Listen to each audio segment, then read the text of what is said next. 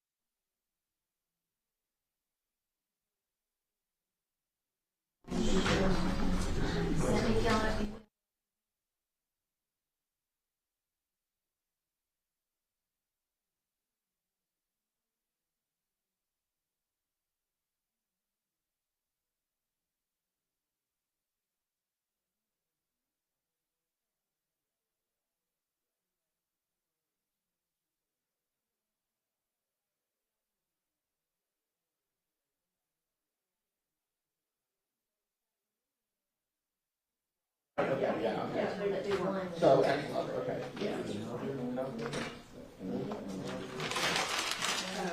So, yeah, it wasn't in his pockets, but now apparently he gave up and trying to use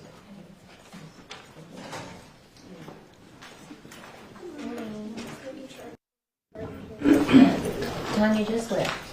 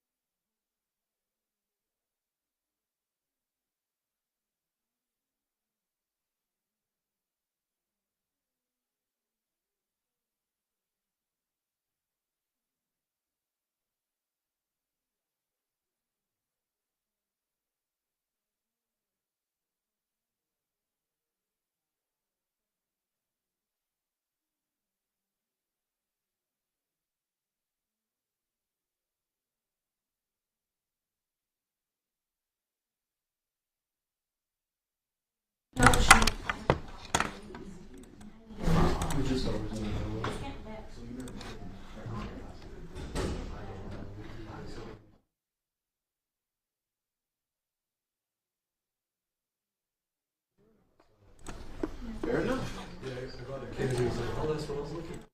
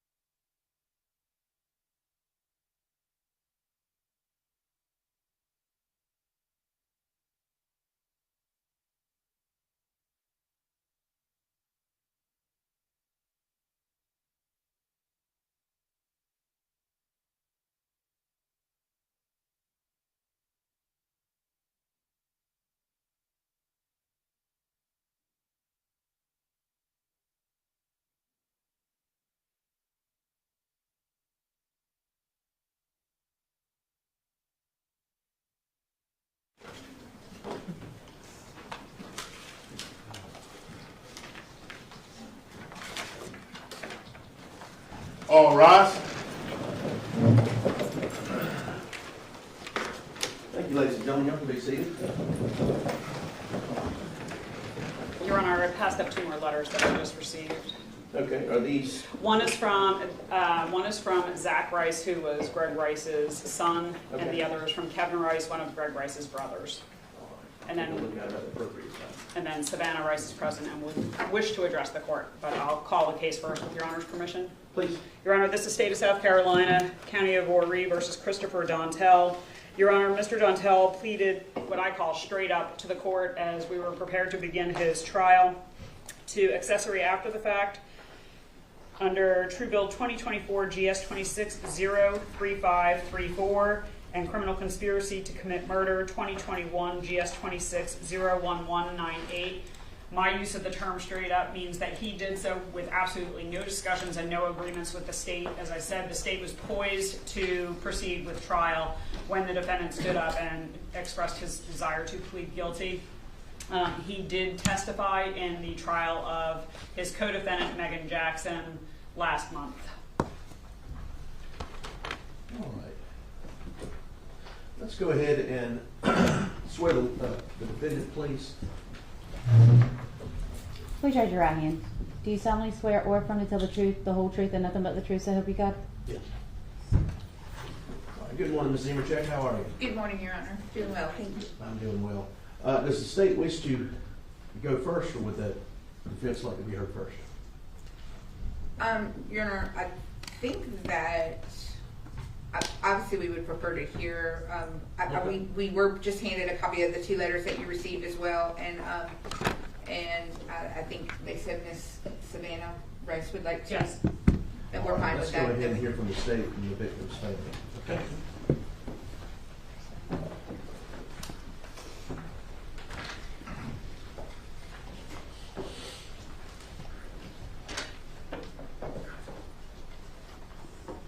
Okay, so just state your name.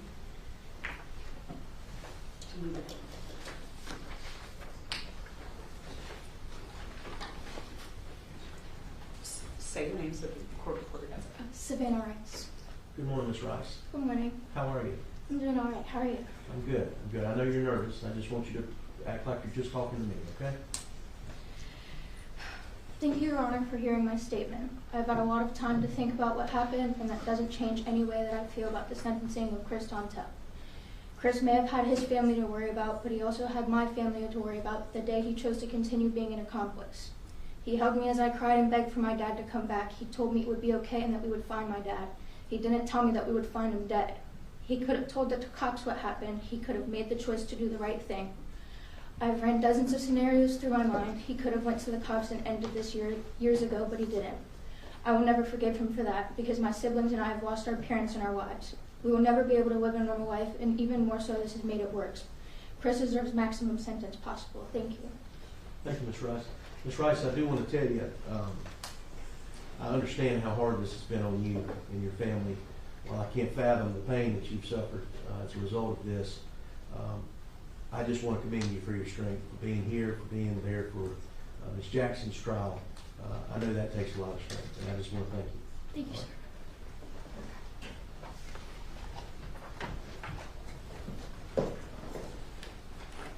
Does the state have anything else to present? No, Your Honor. All right, if you just bear with me just for a moment. Let me take a look at these 2 letters.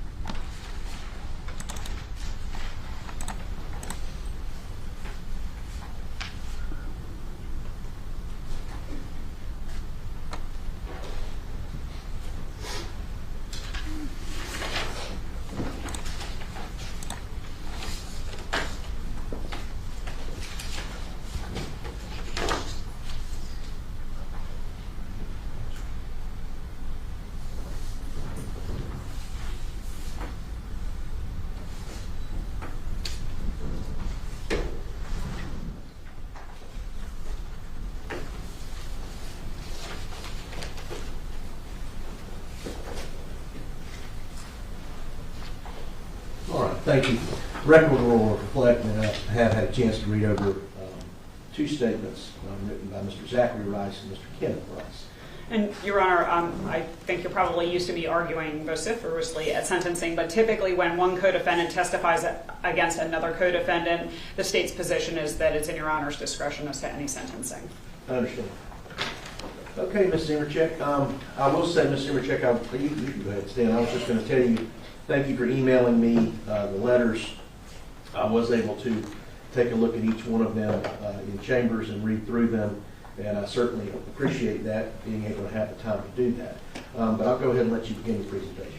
Thank you, Your Honor, and may it please the court. And in an interest of time, I rarely have I come across a sentencing where I've had so much outreach of people wanting to show their support, which is why I sent that packet to Your Honor and the state so that you would have time and that we wouldn't have to waste time reading through all the letters. What I think, Your Honor, was interesting about those letters, not just the sheer volume, but just the diversity from which they came. We're talking about church people, professionals within the community, and then just normal, everyday people that you work with and servers. And so I wanted to point that out. I emailed these as well, Your Honor, but I would like to talk about them, the pictures that I sent as well. And Your Honor, the first picture was a picture of Chris and Meagan right as she was, I'm sorry, I've got Meagan on the brain, of Chris and Erica right while she was pregnant with their son. And Your Honor, what was telling about this picture and all of the times I've spent with the Dontells and getting to know them and getting to know their family is that, Your Honor, you can see in his eyes in that first picture, it's very, his eyes are a little bit clear, a lot different. That was right before this involvement with Miss Jackson occurred. Your Honor, all of the pictures that I have sent to you included what is really the essence of Chris, and that is being a father to his children. And the picture that after the birth of their children was another picture of Erica and Chris. And Your Honor, the difference between what you can see in Chris's eyes before he got involved with Meagan Jackson and after, I think is telling. Your Honor, clearly he has made some mistakes, and in the 42 years that he has been on this earth, I can assure you he has, this is the biggest of the mistakes. And Your Honor, he, just so I don't forget, 1,588 days are the total amount that he has been incarcerated. 1 second on that. Does the state have any objection to that number? Is that what y'all believe is the number? Your Honor, I have not had a chance to calculate it. I typically believe that the Department of Corrections will verify anything. Okay. Thank you. I'm sorry, Ms. No, you're fine. And I told them ahead of time because there was a period that he was out, and so we had to go back and calculate those days. Your Honor, he, as you obviously am aware, he was arrested in November 19th of 2020, and that's how long this case has been going on. When I read those letters and listening to Ms. Savannah Rice, Your Honor, the underlying theme, of course, besides the tragic loss of Mr. Greg Rice, was the frustration of not knowing. And in fact, when Mr. Dontell did accept his responsibility for his part in this, we received a separate email from the family just thanking us for being able to close that door and move forward. And the frustration that I get from the family, and I completely understand in that length of time, goes back to Mr. Dontell being afraid, and rightfully so, of Meagan Jackson, but not only for himself, for his family as well. Your Honor, I think it goes without saying, obviously, he had no criminal record prior to this, had never been involved in any problems before. And as you, I know that your law clerk was thorough and did sit through his testimony to hear what exactly he did. And even when they tried to impeach him with a little bit of the change from the plea transcript, it was because, Your Honor, after the plea, he was able to sit down and finally, after being told his family would be given protection, he was finally be able to fill in those extra things that he needed to fill in to really bring this together. And Your Honor, obviously being familiar with the case and the trial, I won't belabor the point, and you certainly read it in the letters, but the impact that Meagan had on their lives, as in coming in, really connecting herself to the family and making it so intertwined with her life, Your Honor, is a reason that fear was legitimate. I can tell you that I am asking for probation, and I'll tell you why. One of the things that I do when I come to a sentencing is, especially in different counties, I try to look at other sentences that have been laid down in situations such as this. Your Honor, most recently I came across the case of Steve Morgan, who had just done 33 months of pretrial as opposed to the 4 years, 4 months and 1 week that Mr. Dontell has been doing. But he was sentenced to a time served with no probation in a case that was a murder case. He was the co-defendant. The body was dumped in the field. Testified against the co-defendant. It was State v. Land in August of 22. That person received a time served with no probation. Your Honor, we're asking that the court consider a probationary sentence based on a lot of the arguments that we have been making this whole time, but also when you go back and you look at the trial, the substance of getting the conviction of the person that took the gun, took that 22 and shot it in the locations of Mr. Rice's body that she shot them, it was clear that Meagan Jackson had done this, Your Honor, and Mr. Dontell has been in so deep. Your Honor, he has always been employed. He came here from Missouri with his family. He's always, Maryland, and he's always had a job. He's always tried to make the right decisions. Like I said, coming into a situation like this, Your Honor, has really changed not only his perspective, but the choices that he was making. While in prison, or while in jail, he was diagnosed with being, with having a depressive disorder, Your Honor. But one of the things that was very frustrating in the multiple pretrial bond hearings and things that we had is that people kept saying that the state kept insinuating that he was suicidal. I've gone through all of Mr. Dontell's records. He has been diagnosed with a major depressive disorder, which I think is how we another reason we ended up making he made these terrible, terrible decisions. But Your Honor, there was never a history of any suicidal ideations. Another frustrating fact that Mr. Dontell kept encountering when he was attempting to get out on bond, like his co-defendant was, even though he violated that when they were first out together, the fact that she continued to remain out was incredibly frustrating to him.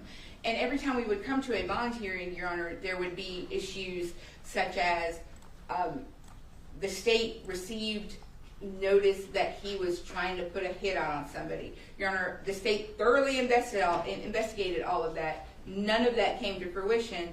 I firmly believe, Your Honor, that the state was being provided information by his co-defendant to specifically keep him in there. She took that opportunity to drive by Mr. Dontell's house with his wife and kids to continue that fear and those threats to him, and that's exactly how he took them. But Your Honor, he has spent all of that time trying to work on himself. He has a strong support system, Your Honor, and I believe that Mr. Dontell himself has written and it's probably just easier for him to read because he's nervous, so I know he wants to address the court, but also his wife would like to address the court. Obviously, we've kept that number of persons down to a minimum, but we would ask that the court, then that's why we submitted all those letters, but we would ask that the court, do you hear from Erica Dontell at this time? Your Honor, when Your Honor believes it's appropriate, I do need to correct a mischaracterization.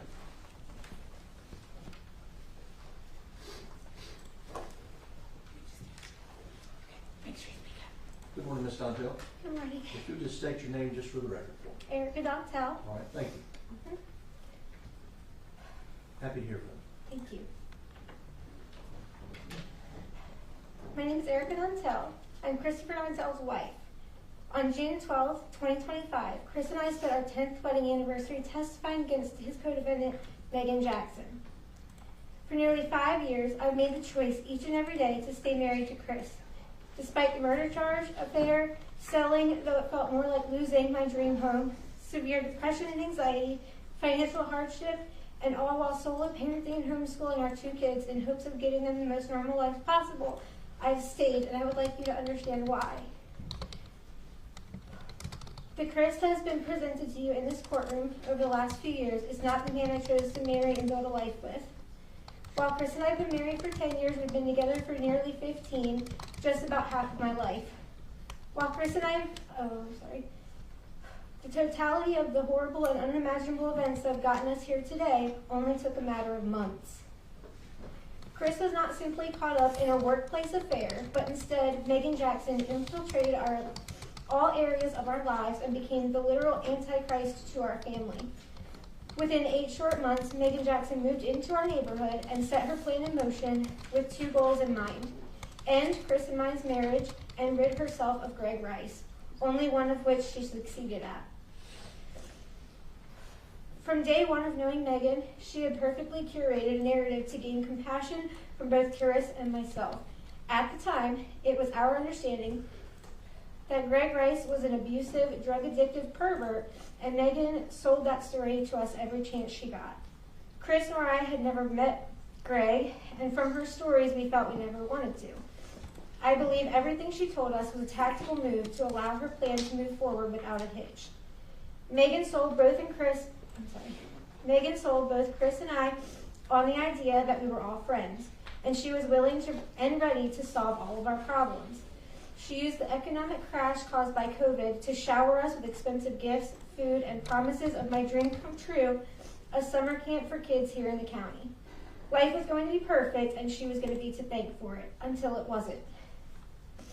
Through her manipulation and a full stock of pricey alcohol, Meagan used some challenges in our marriage that I had confided in her to present Chris with an escape from reality of the stresses of home and work. I'm not making excuses for Chris's behavior, but I feel the backstory is important to understand how we got here. Chris made choices that he's expressed to me that he deeply regrets and has been paying for ever since. I will not overlook his role and the damage his decisions have caused. But it's with every fiber of my being that I say, if COVID shutdowns had never happened, Chris would not be involved in this case at all. I do, however, believe Meagan still would have found a way to do what she did to Greg. In January 2011, Chris and I had reconnected when we lived in Maryland, and we clicked instantly. He was hardworking, shared my love of baseball, and had the same overall goals and aspirations for life as I did, including our future plans of moving to Myrtle Beach. We often spent our time on the ball field playing trivia or sitting at the swing at the North Myrtle Beach Airport watching banner planes take off and land. Until November 2021, Chris and I had never been apart for more than a week and a half when he had to go away for training in 2015. We spent just about every single day for 10 years together. I know who Chris is. Chris is kind, helpful, caring, passionate, and enjoys pizza and karaoke, and though his songs may be questionable, not always family friendly, but above all, Chris loves our kids more than life itself and would give anything to be reunited with them. Over the years, I've been on many death calls with Chris, one of which was one of our first dates.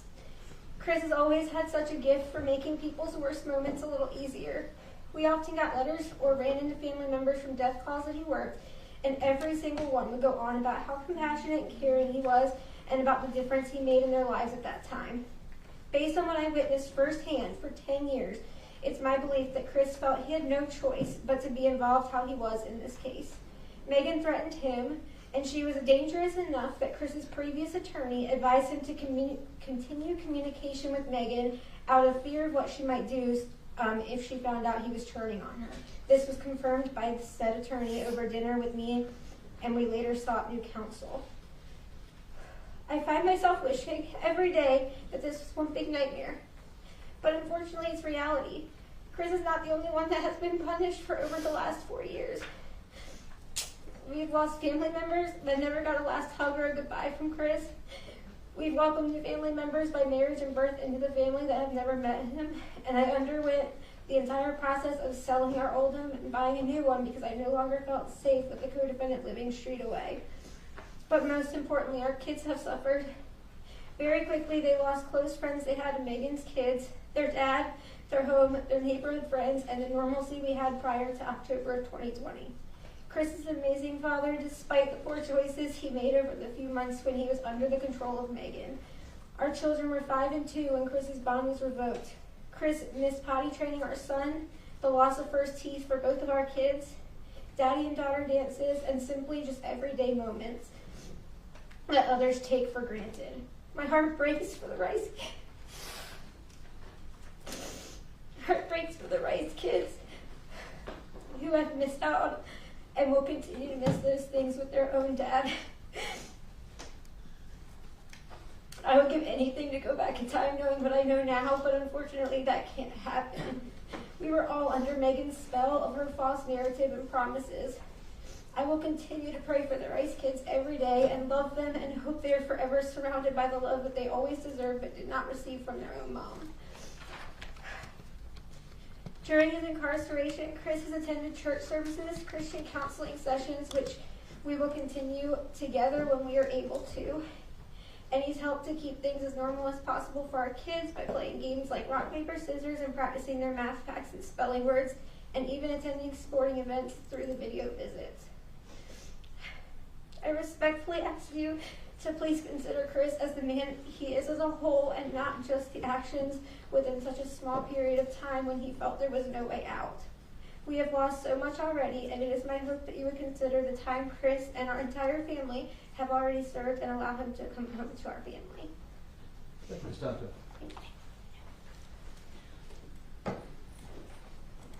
All right, yes, ma'am. Thank you, Your Honor, and I believe the defendant would like to address the All court right. personally.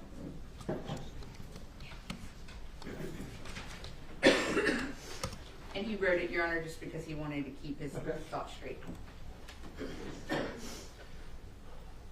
I've thought about the Rice family, hurt for them, and wished I could speak with them every day for going on 5 years. I'm so sorry that they had to learn the details of Greg's death in such a public way at Meagan's trial, and that I was the bearer of some of those details. Greg Rice's and Meagan Jackson's 4 kids have become an extension of my family. And knowing how badly, I'm sorry.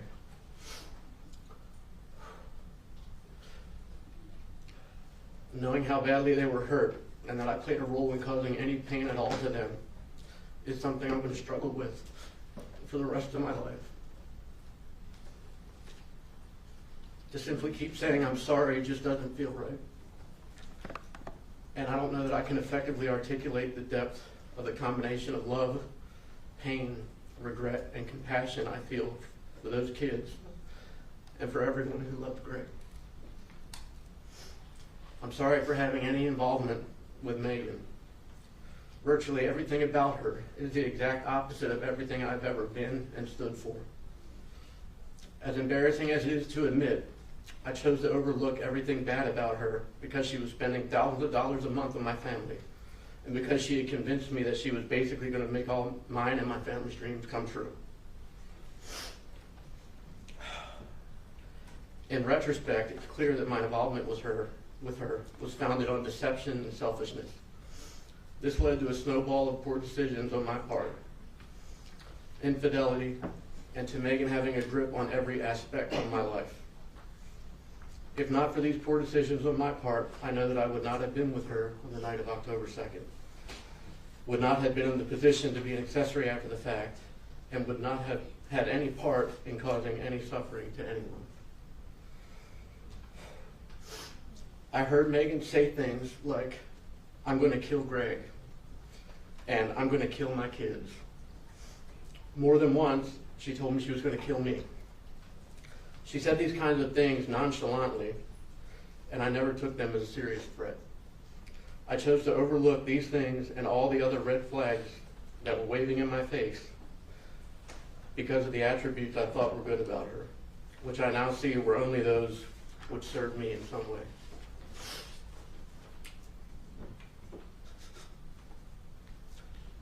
I realized that my involvement with Meagan, and thereby this case, has caused some variation of hardship to many, including my business partners, employees, colleagues, neighbors, my friends, my family, and especially the loved ones of Greg Rice. During the years I spent in jail, I have, with the help of counselors, taken accountability and begun the process of repairing the damage. As for the Rice family, I just want them to know that if there's anything I can do to help them gain closure, I'll do whatever I can do for them, whether that's now or years from now. My heart will always be with them. Your Honor, just briefly in closing, I just wanted to address a few more things. One, the letters, and I know that they're not understanding of the law, but with the Rice letters that I've just reviewed, and they said that he was permitted to plead to a lesser charge, Your Honor, Mr. Dontell certainly did plead to what he was guilty of. That's something that we had actually been offering to plead to for a while. The negotiations, we couldn't come to an agreement on the negotiations at the time, Your Honor, but we were negotiating with them prior to anybody going to trial. Your Honor, as we presented this case this morning for Mr. Dontell, who accepted the responsibility and the accountability of accessory after the fact, which he was clearly guilty of, and making poor choices, it's important to present those circumstances that led to his involvement and the meaningful steps that he's taken since then to right his wrongs. And that's what I think that we've been trying to do today, is to give you a snapshot of who Chris was, what he was, when he was finally able to get that sense of protection for his family and come clean. At the time of the offense, he was clearly deeply influenced and manipulated by Meagan Jackson, who he trusted, and she took advantage of his loyalty, his immaturity, his use of alcohol to make poor choices. Your Honor, he did not stand up when he should have for all of the children involved, and he knows that. And this weakness has made him live with this regrettable decision. Your Honor, every time I look at this case, I think of all of the things that could have been done if he were a criminal mastermind, even if he wasn't a criminal mastermind, Your Honor, the things that could have been done that would have made this case, for example, using the crematorium, that would have made this case almost impossible to solve. But he was finally able, with risk to his family's safety, his continued reputation, and he finally, in December of this past year, cooperated fully with law enforcement and the prosecution. His testimony was crucial in ensuring that justice was served, especially against Meagan, who was primarily responsible. And the cooperation came at a personal cost. He is continuing to accept the accountability and help correct the wrongs he once enabled. He has shown sincere remorse, in turning his life around. He's engaged in counseling, as you've heard.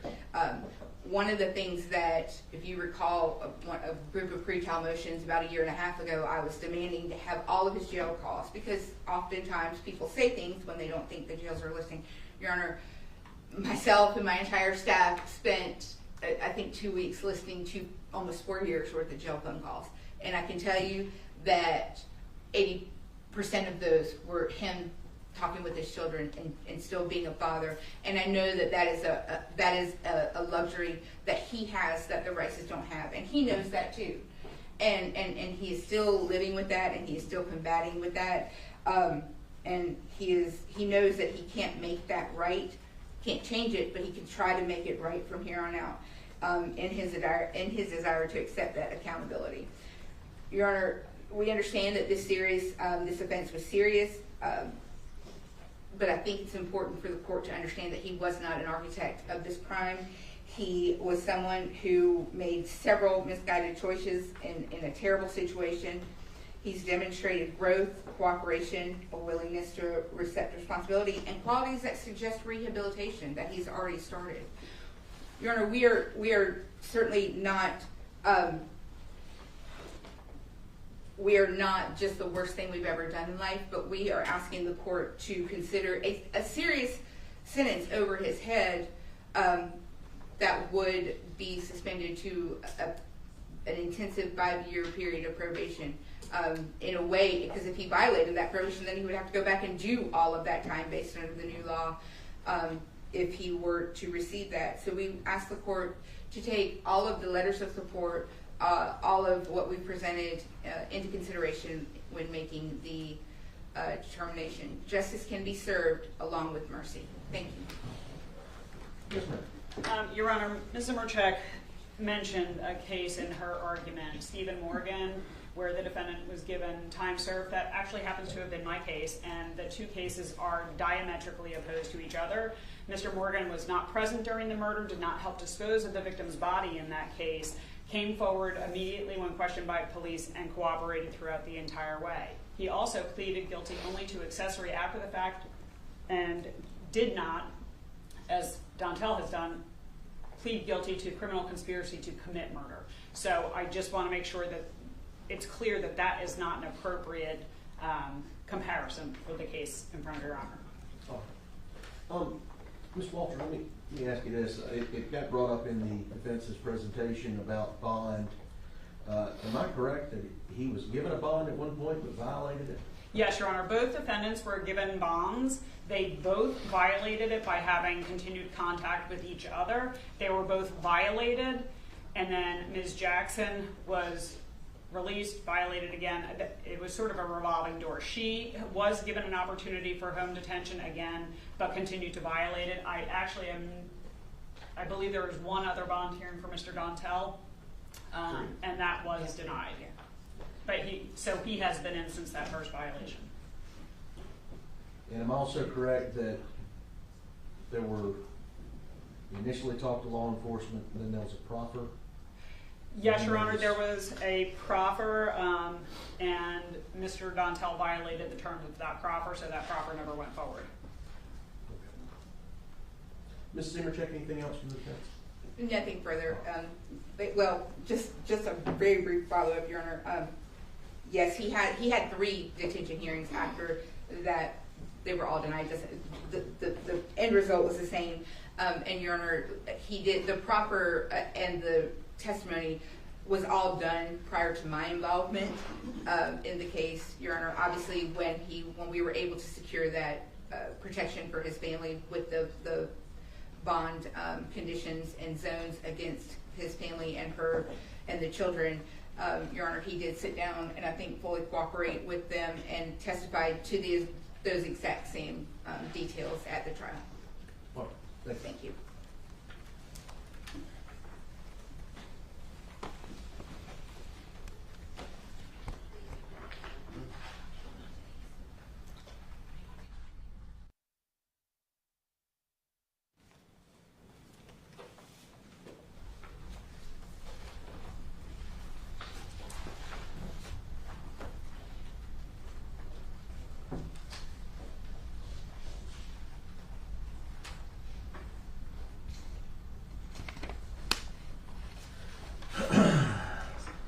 Okay.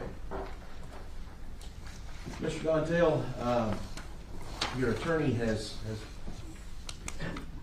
done a good presentation and quite frankly, I believe has done a remarkable job to get you where you are today. She's correct that my law clerk did go in and view your testimony in Meagan Jackson's trial, but I also went back and viewed your testimony as well. Your testimony did differ in what you admitted to when you pled guilty to the charges you're here for today. My concern is simply this. I understand that you're remorseful. You're here today to take ownership over what you've done. However, by my math, it took about 1,500 days for that to happen.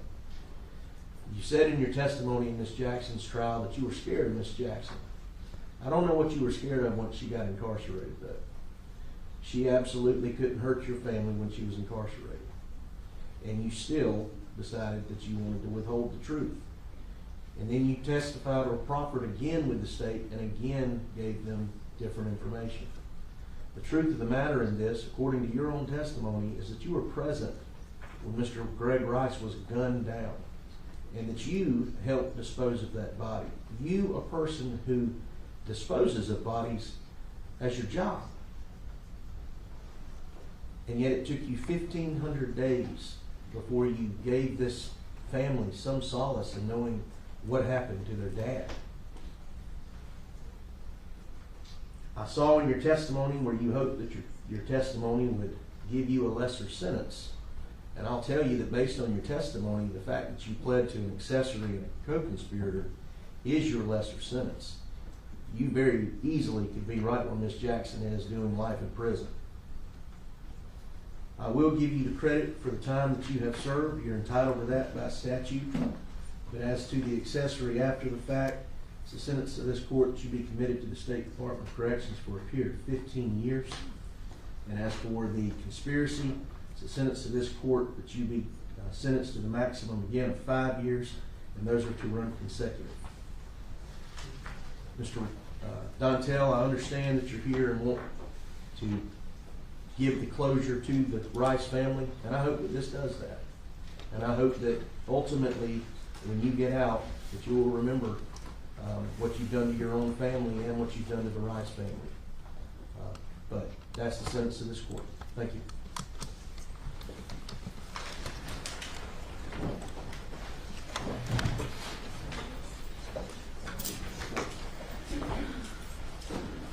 Ms. Walker, do we have anything else? No, just your regular trial roster. All right, thank you. We'll be at ease. And if that trial resolves or ends and you or Judge Nettles